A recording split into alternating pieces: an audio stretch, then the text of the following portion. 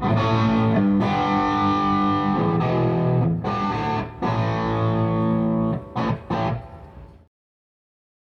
this is Rebecca Dirks with PremierGuitar.com. We're here at the Rosemont Theater at the Dream Theater Show, backstage with Maddie, who's John Petrucci's tech, and we're about to check out the gear he's using, starting with the guitars. And he's using his signature Ernie balls, right? Yeah, we're using all the JP11s now, except for one guitar.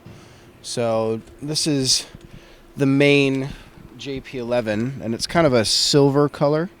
I think this was the last prototype before they went into production. So this is the one that he used throughout the entire recording of the album and everything. So What pickups are in that? it's the DiMarzio Crunch Lab and Liquefier, his signature set of pickups from DiMarzio. And then it's got the Ernie Ball piezo system in the bridge, which all his guitars come with. So, yeah. So this is it. And what string gauges are he? We're actually using a new custom gauge. He kind of changes around, whenever he feels like it. So it's actually starting high to low. It's 10, 12, 16, 24, 36, 46. And Dudley at Ernie Ball came up with that gauge for himself and said, "You guys should try these out." And we did, and he loves them. So kind of, can't really go to the store and buy them off the shelf, but we put them together as we need them. So.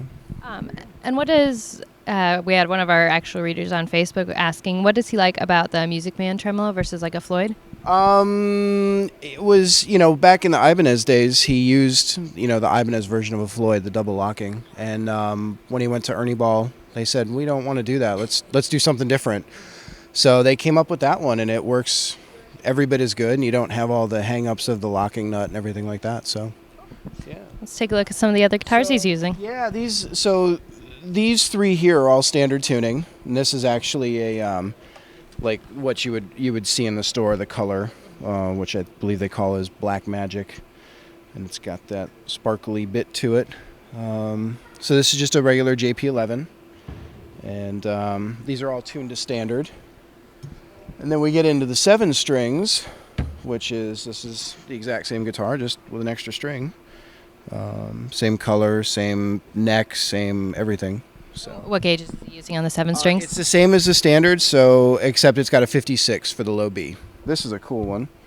This is tuned down to D, and this was an experiment that Dudley at Ernie Ball did, and this is actually aluminum, laminated to the top. So he made 2 of these, which we possess. Do you find that does anything different to the tone? It's a tiny bit brighter. But it's a cool guitar. We got this one again while we were in the studio, and he had me tune it down to D for one song, and that's what he recorded with. So what are you using it on? Tonight he'll use it on Endless Sacrifice, and then the other D song in the set is Forsaken, depending on what set list we're doing. So same pickups, Crunch Lab, Liquefier. This has got black hardware instead of chrome, and black headstock instead of the matching color. So, yeah, this is a cool guitar, and we have 2 of these. Dudley made 2 of them at the same time, so Cool. we said, yeah, we'll take them. So then the last different one is the Baritone, and this is actually the BFR model before we came out with the JP10s and 11s. So it's got the maple top on it, tobacco finish, and it's a longer scale. I believe it's 27-inch. And this is tuned down to A. So, and again, it's a custom gauge set, and without going into the drawer and picking a set out, I couldn't tell you. I think it's like 12 to 64, I think. How many frets are on that one? 24. What songs does he use this one for? He uses this on These Walls, which is tuned down to A, and that's the only song he uses it on. So I thought I was going to get away without bringing a baritone this time, but too late. I see an acoustic back there. Does he use that live? This is a new thing. This is the guitar's not new, but using it live is new. They're doing a little acoustic set, depending again on the set list. So we use this in the studio. It's a Taylor 30th anniversary. It's a 712 CE model, and we just plug it straight into a DI, and that's it. So, and we use Ernie Ball Earthwood light gauge strings on this one. So is he using the Shure wireless units? No, everything's a cable. So we run a stereo cable or a tip ring sleeve cable for the electrics. And then back at the rig, which I'll show you in a minute, it splits out between electric and the piezo acoustic signal. And what kind of cables are they? Mogami with Neutrik ends. They're all custom made for him by Mark Snyder, who builds all the rigs. All right, well, let's go check out what it plugs into. Come on. So you see we have two identical rigs. We actually have an A system and a B system. When we're going through Europe and South America, we have two sets of gear that flip-flop. So we had the opportunity to bring the B rig out and just kind of really get it dialed in because we don't use it as much. So I've just been setting them up every day, and we'll plug in and go back and forth and make sure the amps are set right and all the effects are happening. They're identical. Yeah, they are 100% identical, with the exception of maybe a couple of pedals on top, which, that's kind of a rotating door of stuff. Try it out and see what you're digging. I want to try this one today. I want to try that one today. So, so the signal path is we come in the cable to the Framtone AB box, and as I said before, I've got two outputs on there. One is electric, one is acoustic. The acoustic plugs into a Fishman Aura 16 pedal in the back, and that goes to a DI right out to the PA. And what's he using in the Aura pedal? Like, what's that? It's program 13, I think. I don't know what it's called. It's just program. We just kind of swept through him as he was playing. He goes, I like that one. Okay, good. Set it, forget it. That was it. All right. A 50-50 blend, and the volume's all the way up on the pedal, and that's it. So then the electric side, we come in and we hit the Dunlop wah system first. And then out of there, we actually come up to this little satellite pedal board. And when we first built this rig, we did everything in the box in the Axe effects. And he missed having pedals that he could kind of mess around with. So we went with this. And it's an overdrive pedal, which is the big revolving door. It could be a tube screamer. It could be, whoever sends us a cool pedal, and we'll try it out for a while. And he just kind of, he'll actually have me change it during the show sometimes. So I just walk out here and plug it in. And then a Boss phase shifter, MXR Van Halen flanger, which is a cool pedal. And then we just settled back on the Carl Martin compressor limiter. We were kind of doing a big compressor shootout in rehearsals. And I just called up every company out where we were rehearsing and said, send over every compressor pedal you have and let me try them out. So don't like that one. Maybe. Don't like that one. So what is it about this one for what he does that worked out? He's had one of these for a long time, and we used it in the studio a little bit, and he just really likes it. He likes the way it compresses. He likes the attack on it. It's not hugely overbearing, and it just sounds nice to him. How are you powering the pedal board? The pedal board is powered off of a Voodoo Lab pedal power. And then the loop system is actually an old Axis GRX4. John's been using the Axis electronic stuff for a long time, and so when we built these, we said, well, we've got some extras laying around because you can't get them anymore. So we put it to use. From the pedal board, we come back into the rig, into the interface. And what this is, it allows me to select between the top amp and the bottom amp. If there's a problem with the top amp, I just throw a couple of switches and we go to the bottom. And it's also the connection point for the pedal board out front. So through the interface, then we hit the input of the Mark V on top, and that's the main tone. We use channel 1 and channel 3 primarily, and it's just this amp does so many things, and it's just great sounding. I can't come up with more good things to say about it. It's just an awesome amp. So this particular one is the one we recorded the album with, and it ended up in the rig. And then with the amp and the effects loop is actually the Axe Effects 2, which we just started using. So we were using the Ultras before. And this one's new. Yeah. So actually, when you guys were going to press with the magazine, I was sitting in a warehouse with the guy from Fractal programming this, and so the guys from Fractal took all my programs from the Ultra, which is he only uses one preset. It's all of the effects, just kind of like you would have in any other system, delays, choruses, whatever, and we just turn them on and off. They're set, they don't change. So he programmed everything into the Axe 2. Came out, we put it in the rig, and then sat there and had to kind of go through stuff and tweak things a little bit. So that's it. The Axe 2, the outputs left and right come into the effects return. The top amp would be the left side, and the bottom amp is the right side. So we get a true stereo thing happening. And yeah, I mean his effects chain is just very, very simple. There's a lot of everything's in parallel with the main line of it. So there's nothing too crazy going on. So yeah, that's essentially the rig. I've got 2 Mesa 412 cabinets that sit off stage over here that are mic'd up for the PA. Okay. And they're just isolated from everything else, which is good because they're extremely loud.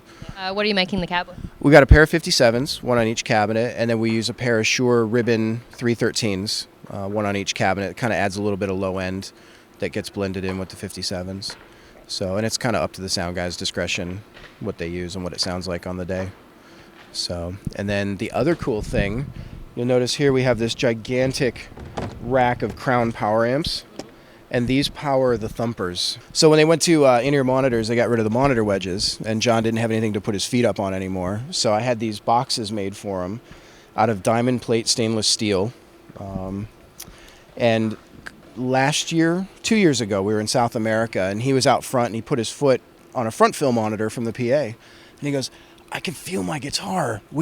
How can we get that in my footrest? So I went, well, all right, let me see what I can come up with.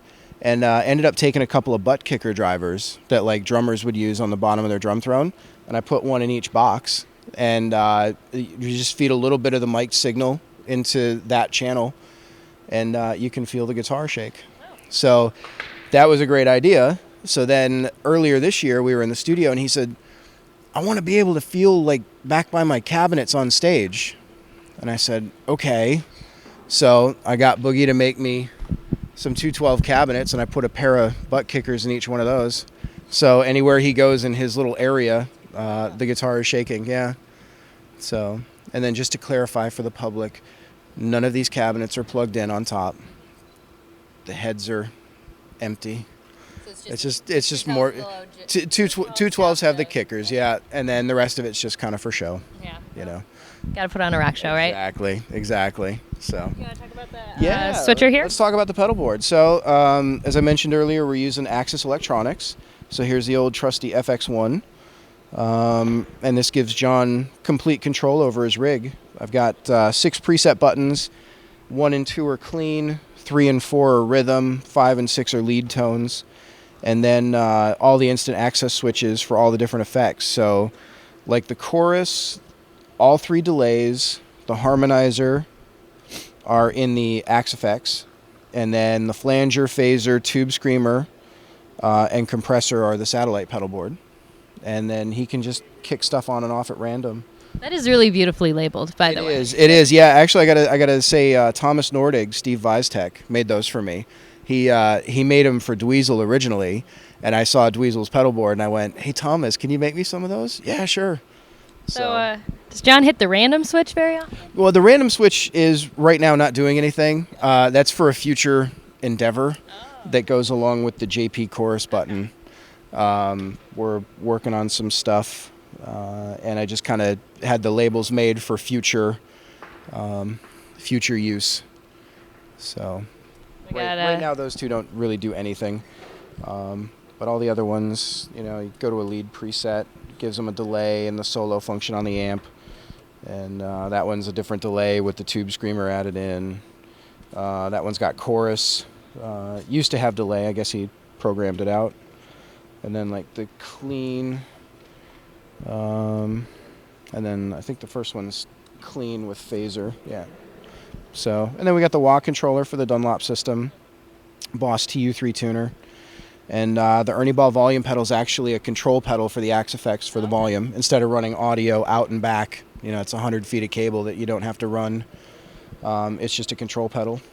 So, and then we got the little light so he can see the neck of the guitar in the dark, and that's it. Great. Any other kind of cool, interesting little tricks or things that our readers would want to know about? Let me think. I don't know. It's kind of like a a scientific laboratory some days. Yeah. You know, John's always thinking about how to make stuff better.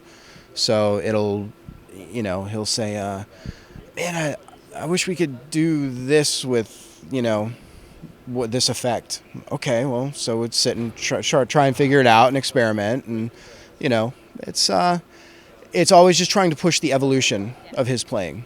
So every guitar in his signature line has been an evolution, from the very first one up until the JP11, and now the one that we're currently prototyping, which hopefully we'll have a new prototype here pretty soon.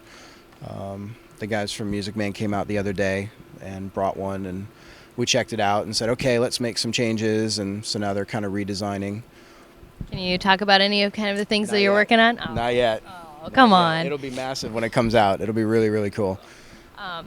Is there any like specific preferences for setting up the guitars, pickup height, action, etc.? Actually, John wants the neck as flat as possible, and then what I do is I use like the little StewMac string action gauge, and I set the action on the guitars. I start at 40 thousandths of an inch off the 12th fret. From the top of the 12th fret to the bottom of the low string is 40 thousandths, and then adjust to the radius from there. And Very specific. yeah, it's very specific. It's we kind of equate it to a Formula One race car driver, and the guitar and the amp rig and everything is the car, and I'm the mechanic. And if I don't set the car up quite right, it's not gonna feel quite right. So, I'm doing truss rod adjustments sometimes right up until I hand him a guitar. We used to do it sometimes while he was playing. Tried to get away from that now, but. Yeah, so it's all very, kind of nitpicky stuff. But at the end result is he's able to come out here and play 2 hours the way he does. So Cool. Well, thank you very much for Yeah. taking some time to show us around John's No rig. It was problem. really cool. Cool. Thanks. Thanks. This is Rebecca Dirks for PremierGuitar.com.